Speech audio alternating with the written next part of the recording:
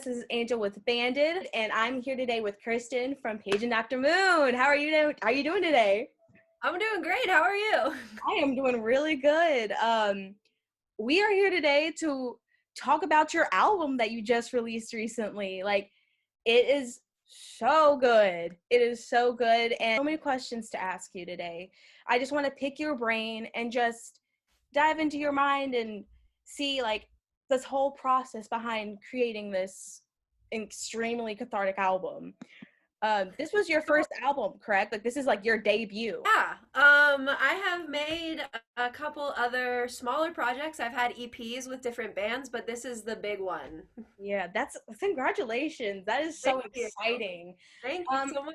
I just want to start off by asking like the story behind that album. Like, how did this all begin for you? Like all the stages. I have been writing music for about a decade. So it's a lot of material that I've been working with, but it took me a really long time to solidify my sound and my vision for my music. So that's why I've had so many other projects because I wasn't really ready to fully like Mm-hmm. commit to anything quite yet. And with Lost My Body, it came out of it was like half my other project, and then I found the right musicians and I took some of those songs and transferred them into this one, and then this became my focus. So music for me is catharsis. That's why I do it.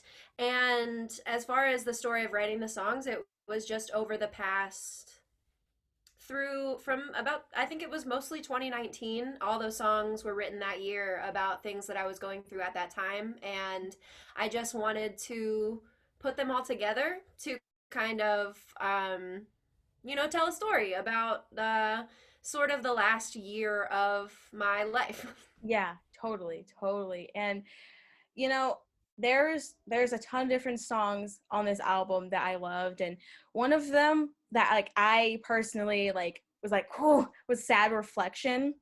Sad Oh, Reflection for me was just like due to like, prior things all in the past, like your words literally was just like, oh, her like she's like reading my mail. But it's like it's also so beautiful because when you write music, like when people make music like this, and it comes from the heart and it comes from such a place of like wanting to find some sort of bright light, some healing. And that's what you said, like how music is like it's catharsis for you because it's just a way of you unleashing and just releasing everything and just laying it out all on the table. And honestly, that's how I envision this album. That's how I envision this whole record. Or do you have like any specific songs off this album that mean, I'm sure every single song means a lot to you in different ways, but do you have any specific songs that just, struck little chords or mean, extra significance? I think Little Armored One is Little Art. probably my because I think that Little Armored One is like my heart on a table. That's the Right. way that I do that song. Yeah. So it's I wrote Little Armored One just because I couldn't stop crying in public. Yeah. I couldn't stop. Yeah.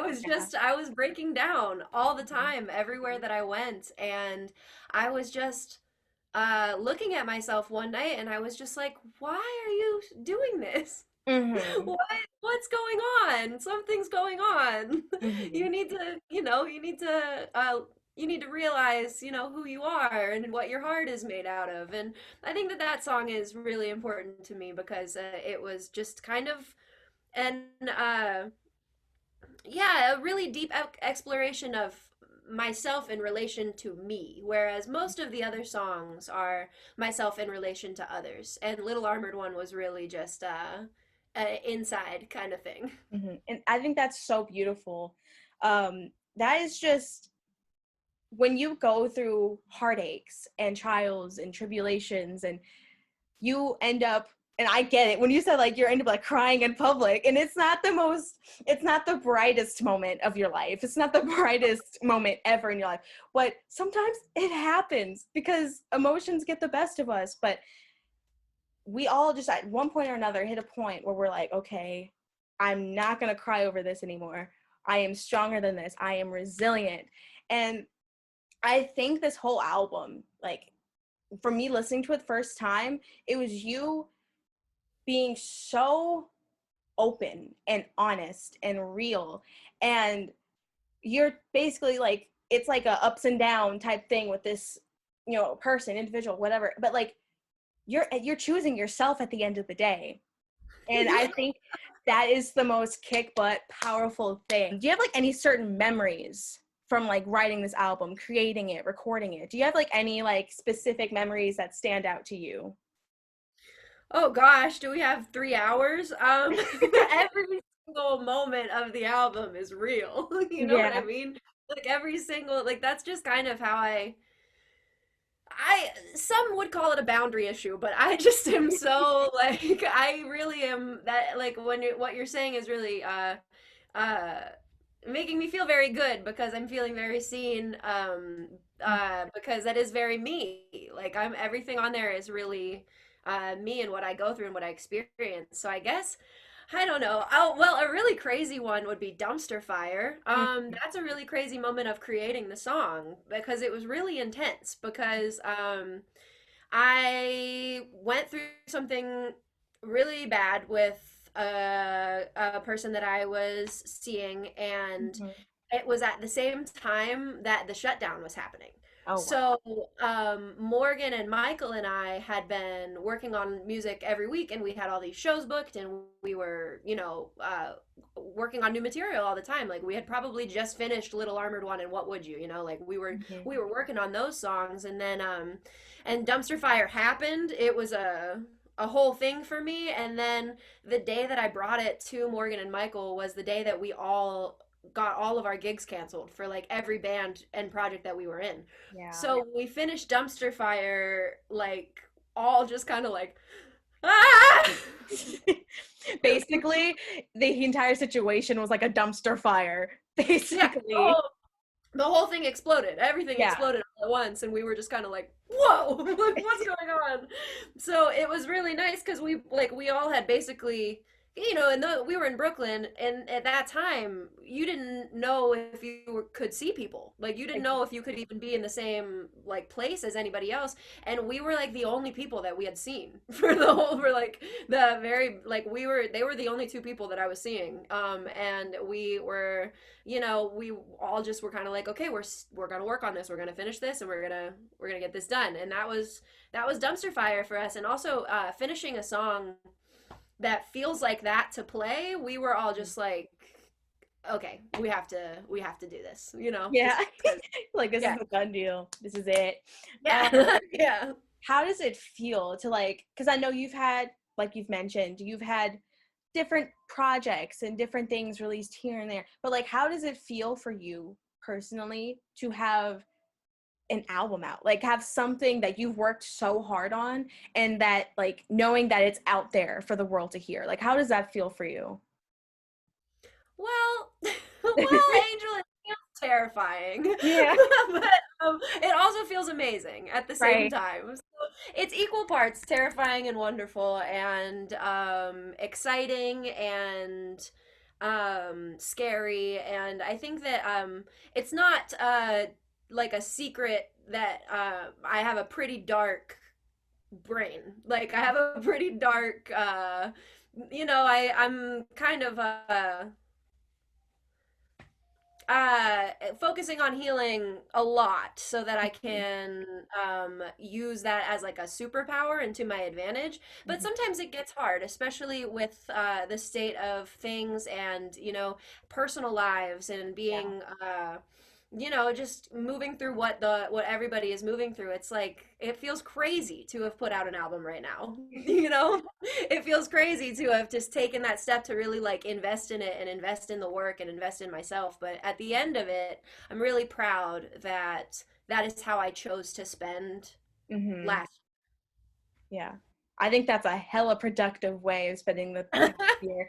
Would you, and this is like a kind of like deep question, but like, what would you tell somebody who was like in a situation where they're like in a toxic relationship or even a toxic friendship or a toxic family situation. Because I feel like I was thinking about this earlier. I believe that people are going to come across your album and it's going to be like divine alignment for them, because more than like I can feel like it'll just be what they need. But like, what would you tell them? Like words of encouragement, all of that stuff. Well, thank you, because that's really that's why I make music, is that is my hope that Mm-hmm. yeah, that is what I want to like put into the world. So that is something that I really hope happens. I hope that I can find a way to get it in the right places so that I can reach people that are going through things. So I do a lot of advocacy work for survivors of sexual assault and trauma. And my my last project was based around this, and I carried it through to Paging Dr. Moon as well. And my biggest piece of uh, I don't want to call it advice, but the thing that works for me the most is honest and vulnerable communication. Like the ability to actually say what is going on and to say the truth about what is happening Yeah. is the key to being able to start healing from it. Like before you can really look honestly at what you are going through, whether it is what somebody else is doing to you or what you are allowing to exist or you are perpetuating yourself, no matter why it's happening, being able to look at what it is for real and say this is what is going on here. Before you can do that, you can't heal from it, Exactly. because you have no opportunity to, because you're not really allowing yourself to experience it. So I really do believe in the power of building strength through vulnerable dialogue and through honest expression and claiming your own narrative. I When I started doing my advocacy work, I started reading a lot about PTSD and trauma, and this all comes from personal experience for myself. And the biggest thing that I was taking from my readings was the power in claiming your own narrative. And that is something that I've known to be true in my own life, where I was very silent and very small for way too long. And as soon as I flipped the switch and started talking about what I had been through, doors started to open in my life and in my like brain and in my heart. And it really wasn't until I began speaking my experiences that I started to get better. Yeah. And I don't think I'll ever be uh, I don't want to say normal, because I think that everybody is hurting and I think that everybody has been traumatized, but um, at least I think that I want to get to a point where I'm grounded enough in myself that I have this lived experience of uh, my message. You know, I don't want it to be bullshit. I don't want to just say it. I want it to be real for me. So it's something that I'm going through all the time too. Mm-hmm. So I want to show it through my work and my words, but more importantly in my life, and that's how I would like to help people. And you are such a strong woman, and like it has been like so wonderful like chatting with you these past couple minutes, and just like I said, like I wanted to like my whole thing with this interview, I wanted to just dive into your brain, into your psyche, and just kind of just really lay it all on the table and talk about things, because I feel like stuff like this isn't necessarily always talked about enough. It's and not. and that's what kind of causes people to kind of like recluse and go into a shell, because they feel like they don't have anybody, like there's nobody, like because our brain kind of likes to trick us to like we're the only ones going through this and we're the only ones and we're alone, and it's like that's not the case. Well, Like also, like abusers Mm. do that to us. Yep. They isolate you and they make you smaller and they Yeah. gaslight you and they make it so that you think that nobody would even believe you if you asked or if you reached out for help, you That's know? like So, narcissism 101. It's and it's narcissism. very real. And I don't think that toxic relationships are ever a one-way thing. I do think that there is always two parties that are both hurt people hurting each other for Yeah. sure, but there are victims of there are people that go through worse things that Mhm. are often ignored or silenced because they just don't feel or don't have the outlet or the ways, the means to get in touch with it themselves because it's Yeah. painful. It's really painful. Like, and it's the healing part of it is something that you have to want to do. Like, you have to be ready to do it, or else you stay in that cycle, and then you're always in it unless you are ready to change it. And it Mhm. takes a lot. It takes a lot of, A lot of strength. It takes a and lot of it's strength and courage. yeah, and encouragement and like good relationships and it's not easy and it's not something that's accessible to everybody right away, you know?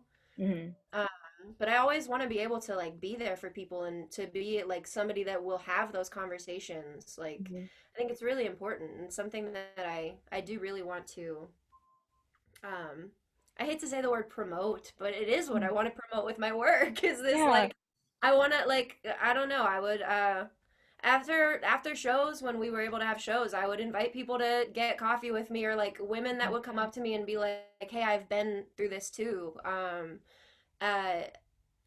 they're some of my closest friends now because everybody needs that kind of connection. Everybody needs even if it's somebody doing it for themselves or like shouting about it, you know, like there's still they we need people too. Everybody Mhm. does. So I think that yeah, I've gotten some of my closest relationships through my work just because it was people that got it and then I was able to learn from them and then they learned from me and I learned from them and everybody gets better together, you know?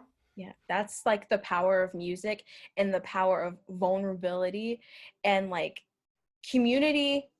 Like you just share that right now. Like community is so important.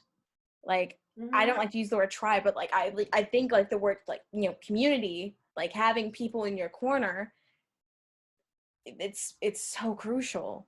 It is so crucial because yeah, we go through day-to-day life kind of just like on our own doing our own thing, but we need people like like we need friendships, and it's not like we always need Yeah. like relationships like a boyfriend girlfriend whatever, like but people in your corner that's like I am there for you through hell or high water, through thick and thin. And I think that's so inspiring and so beautiful that you take the time out to do stuff like that, because it is like it's so special. It's you being a guiding light for Oh, others. wow. Thank you. And Really kind. it just you like you never know like the type of impact that you might have on somebody until like they either express it later or whatever, or they just keep it to themselves. But it's just being nice to each other and just loving on each other and stuff like that is just so fudging important. And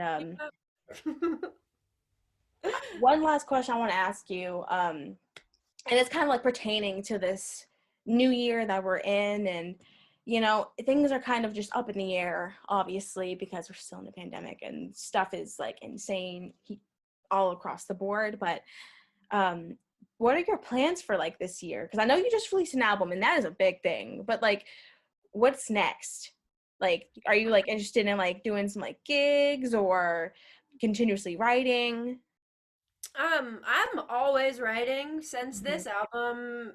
I've already, I think over the year, I probably have upwards of 15 to 20 new songs that I would like to workshop with the band. I write like crazy. I'm obsessed with it. If I don't write, I get sick.